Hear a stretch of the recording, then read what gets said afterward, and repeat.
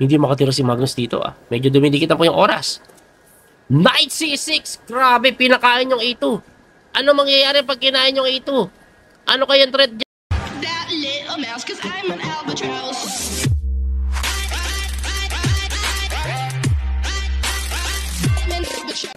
This game is between Magnus Carlsen and Grandmaster Hikaru Nakamura. Noong 2019 pa po ito sa World Blitz Chess Championship. Playoff po ito eh. Kung sino manalo dyan, champion. Grabe. So, ang tinira po ni Magnus, London system lang, no? Ano yan eh, tingnan mo yung mata ni Hikaru. Dinondonan mo lang ako. Pero si E5 niya, sabay E3 lang po dito si Magnus. As you can see, medyo mabilis si Magnus. Si Hikaru, nag-iisip ng konti. Nagulat kasi siguro siya, bigla nag-London eh. Knight dito, develop lang. Grabe ah. By the way, kung gusto nyo mapanood yung pinaka-original na video na to, sa Chess Base India ko po ito nakuha. So, nire-reactan ko lang. Ang aga ng Bishop D6 ni Hikaru na kinapture niya, no? Kinapture ni Magnus. Pagkabawi ni Hikaru, napag ganun si Magnus, di ko alam kung anong reaction niya eh. Ano yan? Napailing siya eh. Siguro sabi niya, nagkamali ba ako? Yun ba yung nasa isip niya? Hindi ko alam kung ano eh. Oh? Hindi siya makatira. Tapos kinapture niya lang po yung pawn. Sinipor niya na lang. Napatingala na naman si Hikaru. Grabe ah. This is very interesting matchup. Kinapture lang. Kinaslingan. Okay. Rook C1. Tingala na naman si Hikaru. Ang ano yan, may tira po kasi discovery. Yung bishop. Bishop takes E6 oh. Kaya yung Rey nagagalaw. Saan pupunta? Umatras lang sa E7. Kinaslingan ni Magnus. Oh, may dalawang minor pieces pang di nakadevelop dito si Hikaru. Kaya nag-B6 po siya. Idea niya bishop A6 eh. Ipapalit yung bishop. Kaya queen ito si Magnus, hindi mo pwedeng ipalit. Sa B7 nila po nilagay. Nag-rook D1 naman. Mabilis nang tumira si Magnus. And as you can see, lamang po siya ng konti sa oras. 3 minutes plus 2 seconds ang labanan ha. Tumira lang po ng knight D7. Develop samantalang bishop A6. Pinalit lang ni Magnus yung bishop. No? Nalalakasan siya sa bishop. Knight C5 naman, napilitang kainin ni Magnus ang bishop. Binawi po ng Reyna. Bilis po yung tirahan nila ngayon. Knight E5. Uy, sumugod lang yung Yoka baby. No? Ang kagandahan dito, yung dalawang torre ni Magnus, nasa open file na eh. Si Hikaru wala pa eh. Though according sa engine evaluation, this is very close to equal. Very close to equal. Hikaru thinking. Aba, may 30 segundo na po ang kalamangan dito ni Magnus.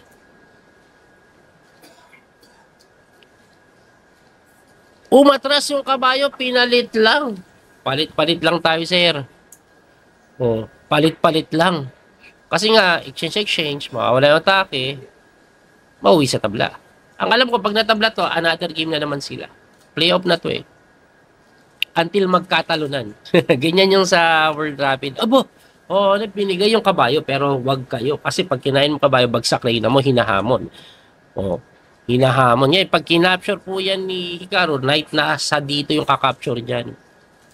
Makakalamang sa development, kontrolado yung mga open file. Kaya hindi kinapture at inaambaan ni Magnus na kainin yung kabayo. Kasi yung queen A6, may threat sa A2. So, pag umatas yung kabayo, kain yung A2.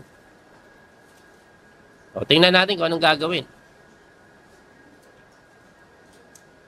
Nag-iisip si Magnus. Hindi makatira si Magnus dito ah. Medyo dumidikit na po yung oras. Knight C6! Grabe, pinakain yung A2. Ano mangyayari pag kinain yung A2? Ano kayang threat dyan ni Hikaru? Grabe, tagal ng tinira ha. Pinag-isipan na mabuti. And Hikaru's thinking, anong pwede niyang gawin? Knight E7 ata. Kining mo ba lang na mali? Hindi daw ganun kaganda dyan. Lumamang si Magnus eh. Sumugod lang yung kabayo. Abang matindi talagang binibigay yung A2. Mali din yung Knight C4 eh. Bakit? Kasi kain yung A2 na. Kain yung A2 siguro. Binibigay yung A2 eh. Binibigay na po yung A2. Sa matitig ni Hikaru sa A2 ha, mukhang lalapain. Nilapa niya na nga po, kinapture lang yung A2 at mukhang yun po yung best move. Equal pa rin na po ang posisyon kahit na lamang ng pod. Grabe, umatake sa G4. Ayan na, napakatapang ng pod ni Magnus. Ang tema po niyan, tutulakan yung kabayo, papalayasin. Libre po yung kabayo sa may D7. So malamang gumalaw yung kabayo sa may D7.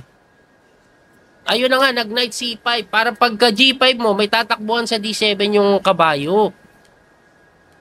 Diba? Yun yung plano, tingin ko. I think that's the plan. Tingnan natin kung anong gagawin dito ni Magnus. Less than a minute. Alam po si Hikaru samantalang mahigit isang minuto pa. Ito pong si Magnus. Tumalon yung kabayo. Sumok pa sa loob. Ang threat niya, G5. Pagtakbo ng kabayo, knight takes F7. Ayun ang mangyayari doon. May threat po sa F7. Hikaru pumasok yung kabayo na mali. Inatake niya yung tore. Pero, ang dating pala niyan, passive lang yan. Ayun, dumipensa lang yung queen. Wala pang mapuntahan. Queen lang po sa A4. Hitting na po ng G5 or G4. Pero may rook C4. Threaten pa yung Reyna. Ang daming sinayang na tira ni Hikaru. At malaya na nga po nakapag G5 itong si Magnus. Atakado po yung kanyang kabayo dyan. Saan ka pupunta pag gumalaw? Kain yung F7 eh. Grabe ka lamang umiining-ining na si Hikaru with 15 seconds on the clock. Hindi pa rin po siya makatira. 10. Tumira na lang po ng knight D7. Sabay iling-iling na lang. Iling-iling na lang. Anong gagawin? Kainin na yung F7. Hindi gustong matihin ata sa H7. Ito, Queen H5 ba? Nag-knight move na blunder. Mate. May sacrifice, mate. Rook takes A7, Queen H5, mate. Hindi nakita, kinapture ni Magnus yung pawn.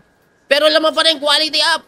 At may atake pa rin. 7 seconds na lang si Hikaru, hindi makatira. Tumira doon, inaatake yung tore. Libre yung atong kabayo Hindi, may depensa kabayo. Pero 2 piyesa ang kapalit niyan. Kinapture na lang po ni Hikaru, binawi, and then rook doon. May threat pa na mate sa... Pero hinarangan lang, wala na.